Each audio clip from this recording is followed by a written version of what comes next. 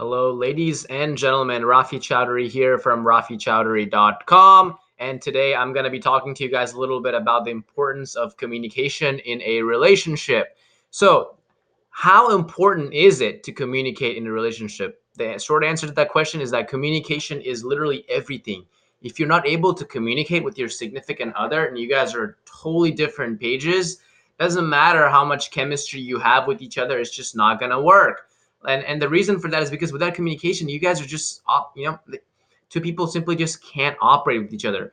So what I'm trying to say basically here is that if like doesn't matter what the situation is, like if you guys don't think certain way on about a certain topic, or that you have a complaint like she's not spending enough time with you, or that he's not asking me to go to certain events with him, or that he's talking to some other chicks too much, or that he's not spending enough time together, we're not going on dates together, he's not doing the dishes together, we don't go to the same church, like whatever the situation might be, just bring it up, just communicate in a very natural, normal, and low sort of like in a way that doesn't come off as like you're like trying to take the other person down, or like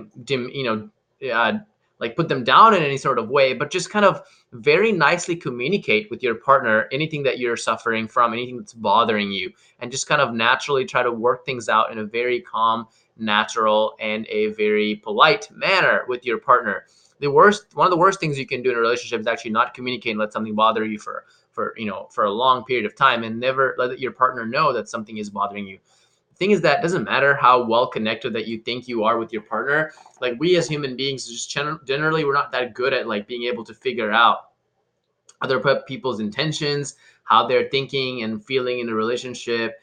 So you really have to like let the other person know that, hey, this is how I feel about this. This is how what you did actually in that particular case. It kind of bothered me a little bit, and I would really appreciate it maybe if you didn't do that so much.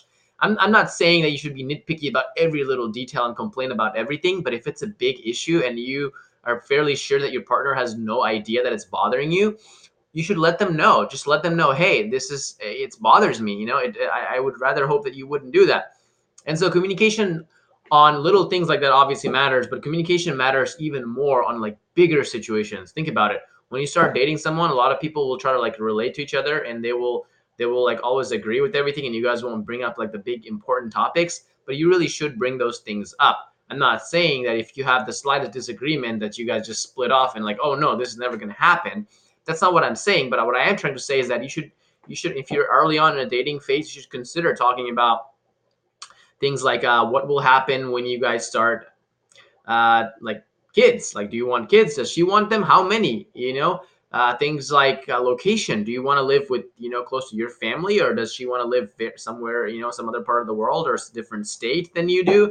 Where do you guys want to live? Like things like income. Like what are your careers look like? Like what are you guys looking to achieve in the next few years? Things like religion make a huge difference. Those things should be talked about as well. Communication on those is very important early on in your dating phase.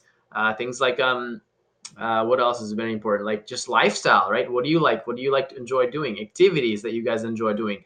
You should be bringing these conversations up as much as possible, just so you guys both have clarity in what you guys are each, like to do, and how you are as a person, things of that nature.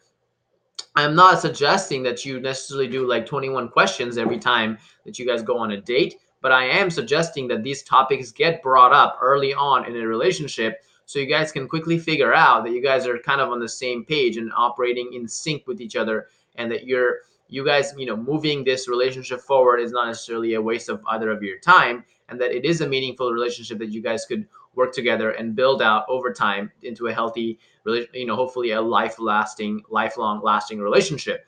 Now, if you're already kind of deep into a relationship, you guys have been married for several years, and you're kind of in that phase of your relationship where you guys are both mature and you kind of understand where each of you guys are coming from, I would still recommend communication, simply because without communication, you really could have a lot of problems in your marriage. You guys may not be, again, operating on the same level, even though you've known each other for a while. You guys could be growing apart in some way, shape, or form. You may not be seeing her all the time.